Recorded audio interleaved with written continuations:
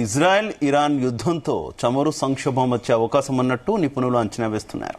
ఇజ్రాయెల్తో వివాదం పెరుగుతున్న నేపథ్యంలో హార్మోజ్ జలసంధిని ఇరాన్ మూసివేయవచ్చని నివేదికలు చెబుతున్నాయి. ఇదే జరిగితే ప్రపంచవ్యాప్తంగా సంక్షోభం తప్పదని నిపుణులు అంచనా వేస్తున్నారు.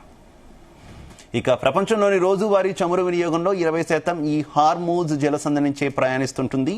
ఈ జలసంధిని మూసివేయడం ద్వారా తమ శత్రువులపై స్పందించడానికి ఒక ఎంపిక అని ఇరాన్ పార్లమెంట్ జాతీయ భద్రతా కమిటీ ప్రెసిడియం సభ్యుడు మెహ్నామ్ సయీదీ సెమీ అధికారిక మెహర్ వార్తా సంస్థకు తెలిపారు.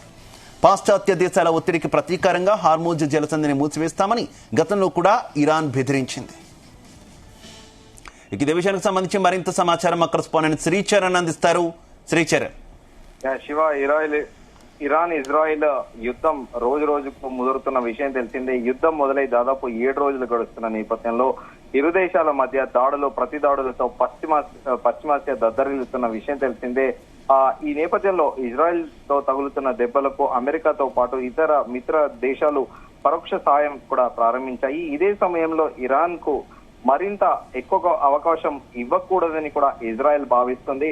టెహరాన్ పై భారీ దాడులకు కూడా ఇజ్రాయెల్ ప్లాన్ చేసిన విషయం తెలిసిందే. దీని 2 రోజుల కిందట అమెరికా అధ్యక్షుడు డొనాల్డ్ ట్రంప్ సైతం కూడా ధృవీకరించిన విషయం తెలిసిందే.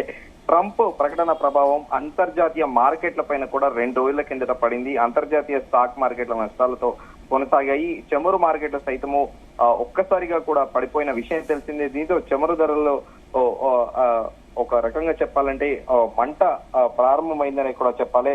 2 రోజుల కిందట ఒక్కరోజే అంతర్జాతీయ మార్కెట్ లో క్రూడ్ ఆయిల్ బ్రెంట్ ధర దాదాపు 2% కూడా పెరిగింది. ఈ ధర కూడా మరింత పెరిగే అవకాశం ఉందని కూడా ముందస్తుగా చమురు సంస్థలు కూడా భావించాయి. అయితే ఇప్పటికే ప్రపంచ దేశాలకు అవసరమయ్యే 6% సరఫరాకి వాడుతున్న హార్మూజ్ జలసంధిని మూసేస్తామని కూడా ఇరాన్ హెచ్చరిక చేసిన విషయం తెలిసిందే.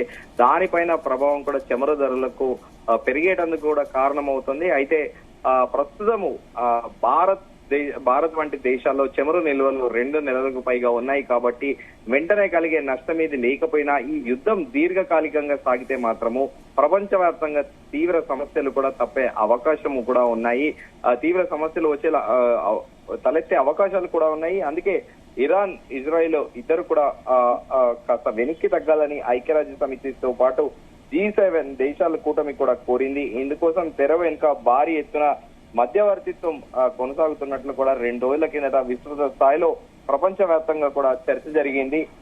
అయితే ఇప్పుడు ప్రస్తుతము అంటే జనరల్ గానే యుద్ధం ఇప్పుడు ఇండియా పాకిస్తాన్ యుద్ధం చేసినా కూడా సాధారణంగా ఎస్టిమేషన్ అంటే వారం రోజులు యుద్ధం చేస్తే అప్రాక్సిమేట్ గా 17,000 కోట్ల రూపాయలు 17 నుంచి 27,000 కోట్ల రూపాయలు ఖర్చు అవుతుందని కూడా భారత ప్రభుత్వం అంచనా వేసింది.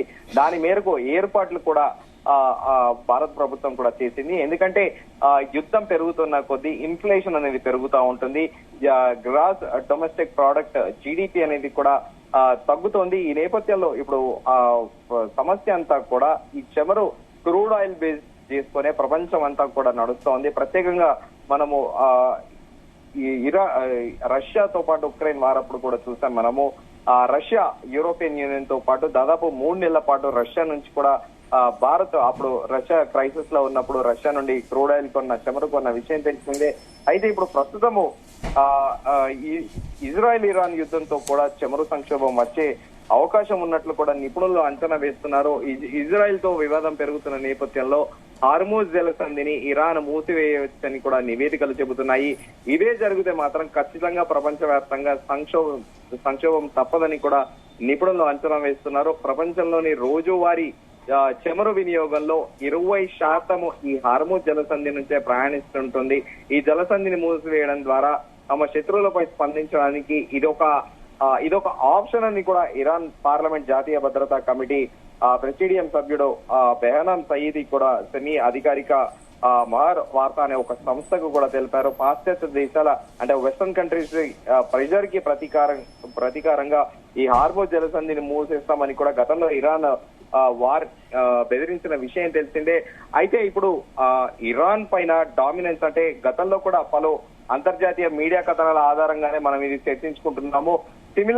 సిమిలర్ గా కొద్దేళ్ల కిందట ఇరాక్ లో ఏది జరిగిందో సేమ్ సద్దాం హుస్సేన్ దగ్గర అంటే ఇరాక్ లో ప్రపంచ మానవాళికే ముప్పుండే మారణ ఆయుధాలు కలిగి ఇరాక్ లో ఉన్నాయని కూడా అప్పట్లో అమెరికా ఇరాక్ పైన దండయాత్ర చేసిన విషయం తెలిసిందే. తాజాగా సిమిలర్ గా ఇరాన్ కూడా సేమ్ అలాగే చేసే ప్రయత్నంలో అమెరికా ఉందనేది కూడా పలు అంతర్జాతీయ మీడియా కథనాలు కూడైకొస్తున్నాయి. అయితే ఇప్పుడు ఒక ఇజ్రాయెల్ కి బ్యాక్ ఎండ్ నుండి మొదటి నుంచి అమెరికా సపోర్ట్ చేస్తూ వస్తుంది. దీంతో పాటు ఇజ్రాయెల్ కి ఇరాన్ నుండి ఎప్పటికైనా థ్రెట్ ఉంటుంది అనేది కూడా ఇజ్రాయెల్ మొదటి నుంచి కూడా భావిస్తుంది. దానిలో భాగంగానే మొదటి నుంచి కూడా అంటే ఇక్కడ పాకిస్తాన్ ఎలాగైతే లష్కర్ ఏ తోయిబా అలాగే జైషే మొహమ్మద్ ని ఎలా ఎంకరేజ్ చేస్తుందో సిమిలర్ గా కూడా ఇరాన్ కూడా అటు హమాస్ తో పాటు హౌతీస్ హిజ్బుల్లాలను కూడా అలాగే ఇరాన్ ఎంకరేజ్ చేసి వాళ్ళకి ట్రైనింగ్ అమ్యునిషన్స్ అన్ని ఇచ్చింది. అయితే ఇప్పుడు దాదాపు 80 నుండి 90% వరకు ఇటు హిజ్బుల్లాతో పాటు అలాగే హౌతీలు అలాగే హమాస్ తీవ్రవాదుల్ని కూడా ఇజ్రాయెల్ దళాలు మట్టుబెట్టిన విషయం తెలిసిందే. అయితే ఇప్పుడు నెక్స్ట్ టార్గెట్ అంటే ఇరాన్ కి వేరే చాయిస్ లేకుండా నలుమూలల అంటే అష్టదిగ్బంధం చేసే ప్రయత్నంలోనే భాగంగానే 3-4 సంవత్సరాల నుండి ఇజ్రాయెల్ ఈ ప్రక్రియ కొనసాగిస్తుంది అనేది కూడా ప్రముఖ అంతర్జాతీయ మీడియా సంస్థ కథనం ప్రచురించింది. అయితే దానిలో భాగంగానే ఇప్పుడు ఇరాన్ కి సపోర్ట్ చేయడానికి ఎవరు కూడా ముందుకు రావట్లేదు.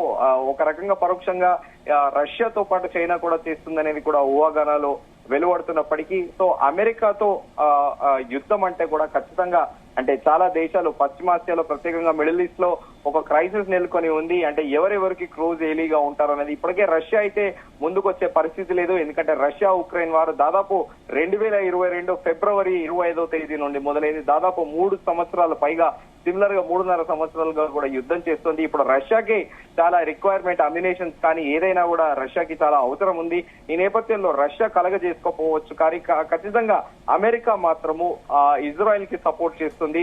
సో ఈ నేపథ్యంలో ఇరాన్ కున్న ఒకటే ఒక ఆప్షన్ ఈ క్రూడ్ ఆయిల్ ఏదైతే ఉందో దీన్ని అడ్డం పెట్టుకుని ఉన్న ఒకే ఒక ఆప్షన్ తోని ప్రస్తుతము ఈ ఒక ఏదైతే ఉందో హర్ముజ్ జలసంధిని మూసేయాలనే ఒక బెదిరింపుతోని కొద్ది గొప్ప వెస్ట్రన్ కంట్రీస్ తో పాటు అలాగే యుఎస్ కూడా యుఎస్ ఇజ్రాయెల్ దూకుడును కూడా ఆపే ప్రయత్నం చేసే భాగంలోనే ఇలా ఇరాన్ బెదిరిస్తుందనేది కూడా అంతర్జాతీయ నిపుణులు చెబుతున్నారు. కానీ వాస్తవికంగా ఒకవేళ ఇరాన్ ఇజ్రాయెల్ యుద్ధం మరింత ముదిరితే మాత్రము ఖచ్చితంగా క్రూడ్ ఆయిల్ రేట్లు పెరిగే అవకాశం అయితే ఖచ్చితంగా ఉంటుంది. Shiva right, okay, thank you Sricharan.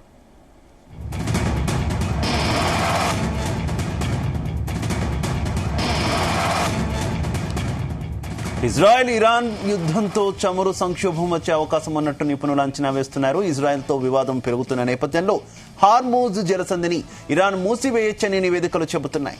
ఇదే జరిగితే ప్రపంచవ్యాప్తంగా సంక్షోభం తప్పదని నిపుణులు అంచనా వేస్తున్నారు. ప్రపంచంలోని రోజువారీ చమురు వినియోగంలో 20% ఈ హార్మూజ్ జలసంధి నుంచే ప్రయాణిస్తూ ఉంటుంది.